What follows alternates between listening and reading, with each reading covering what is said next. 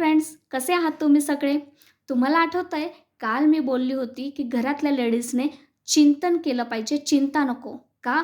कारण की चिंतेने माणूस डिस्टर्ब होतो. ती घरातली लेडीज माइंडली डिस्टर्ब होते, हेल्दी डिस्टर्ब होते आणि आतून खोकली बनत जाते आणि परिणाम त्याचा तिच्या संसारावर होत असतो. तुम्ही कधी ऑब्झर्व्ह केलं आहे, जर घरातली बाई माणूस मेंटली डिस्टर्ब असेल, तर घरातलं पूर्णपणे वातावरण शांत होत असतं. जर घरातली बाई माणूस आजारी पडली तर तिच्यासोबत तिच्या मुलांचं, तिच्या नवऱ्याचं हाल होत असतात. म्हणून घरातली बाई माणूस ही मेंटली आणि हेल्दी दोघंही प्रकारे स्ट्राँग असली पाहिजे. मग ती स्ट्राँग कशी बनू शकते? तर ती स्ट्राँग बनू शकते जास्तीत जास्त चांगल्या गोष्टींचं चिंतन करून. मग ती हे चिंतन कसं करू शकते? तर तिने जास्तीत जास्त चांगलं ऐकलं पाहिजे, चांगलं वाचलं पाहिजे, चांगलं बघितलं पाहिजे, चांगलं बोललं पाहिजे. परिणामी तिचे विचार चांगले होतील आणि परिणामी ती मेंटली आणि हेल्दी दोघंही प्रकारे स्ट्राँग होईल. तुम्ही म्हणाल, तुम्ही हे फक्त लेडीजलाच का सांगता आहे? का? कारण की जेंट्स जे असतात ना, ते प्रॅक्टिकल विचार करणारे असतात. येस, ऑफकोर्स त्यांनाही त्यांच्या संसाराची खूप काळजी असते. पण प्रॉब्लेम काय असतो, त्यांच्यासमोर जो प्रॉब्लेम येतो ना, ते त्याचं सोल्युशन काढून पुढे चालतात किंवा ज्या गोष्टींचं सोल्युशन निघत नाही ना, त्यांना ते बाजूला सारून पुढे चालायला लागतात आणि विसरतात.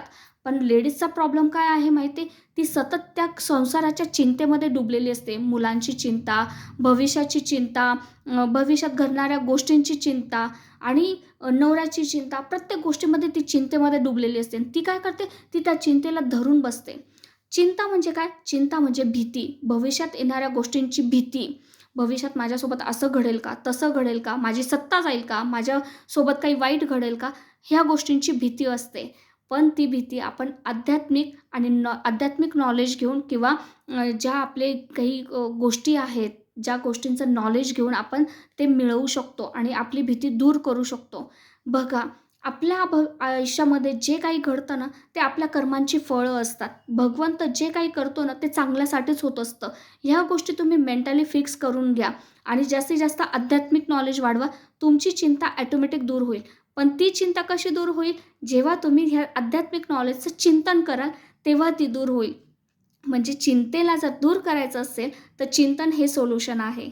जेव्हा आपल्यापुढे काही एखादा प्रॉब्लेम येतो ना, त्या प्रॉब्लेमला आपण स्टेप बाय स्टेप कसं त्यातनं बाहेर पडू शकतो, याचं चिंतन करणं म्हणजे त्या प्रॉब्लेमचा चिंतेतनं बाहेर पडणं. म्हणजे चिंतन म्हणजे चिंतेचं सोल्युशन. बघा, तुम्ही मला सांगा, की जर आपल्या आयुष्यामध्ये आपण जन्माला येतो तेव्हा रडत येतो. जेव्हा तारुण्यात जातो तेव्हा तक्रार करत जगतो आणि जेव्हा म्हातारपणात जातो तेव्हा निराशेमध्ये जगत असतो. म्हणजे आपले आयुष्याचे तिघही टप्पे हे आपण दुःखामध्ये घालवत असतो.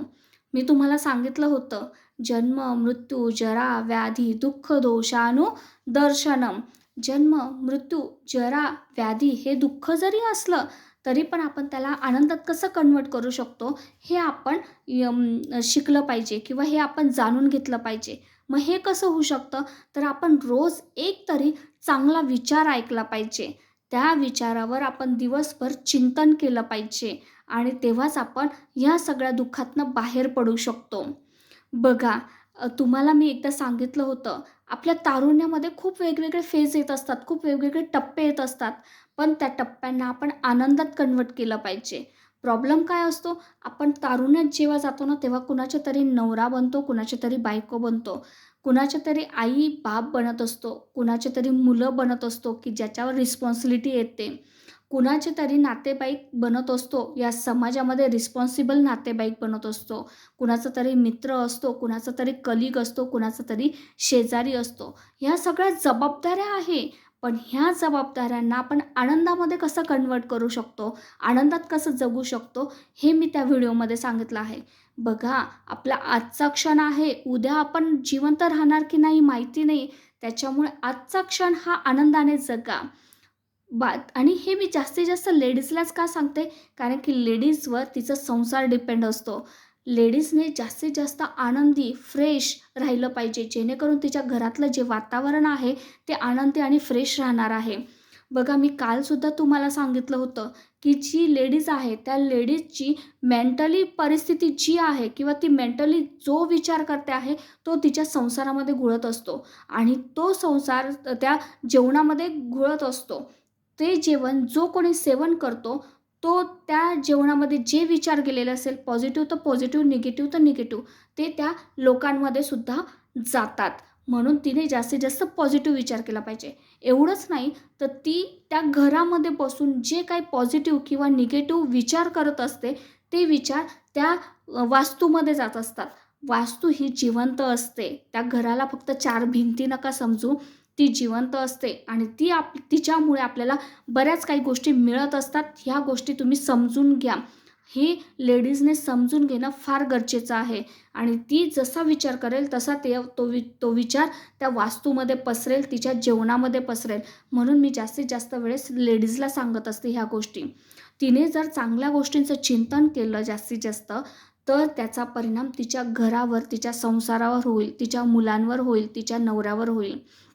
बरेच मी घरं असे बघितले आहे, की जी घरातली बाई माणूस जर एखादी खूप चिडकी असेल किंवा खूप तिचे निगेटिव्ह विचार असतील, तर त्या घरातलं वातावरण कायम डिस्टर्ब असतं. कधीच त्यांच्या चेहऱ्यावर हसू दिसणार नाही, कधीच ते फ्रेश असणार नाही. ती तर नसतेच नसते, पण मुलं, नवरा हे सुद्धा नसतात. आनंद घ्यायला शिका. आपलं जीवन खूप थोडं आहे हो.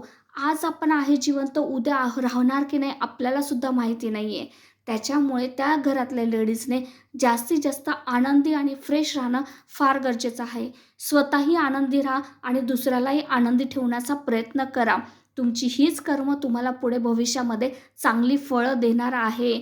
म्हणून जास्तीत जास्त चांगल्या गोष्टींचं चिंतन करायला शिका, जेणेकरून तुमचे विचार पॉझिटिव्ह बनतील आणि त्या विचारांमुळे तुम्ही तुमच्या समाजाला, तुमच्या संसाराला पॉझिटिव्ह ठेवू शकतात. आणि जर तुम्हाला माझी ही गोष्ट पटत असेल, तर प्लीज लाईक करा, सबस्क्राईब करा आणि जास्तीत जास्त लोकांना शेअर करा. अशा लोकांना शेअर करा, की जे कायम चिंतेमध्ये डुबलेली असतात. Thank you so much.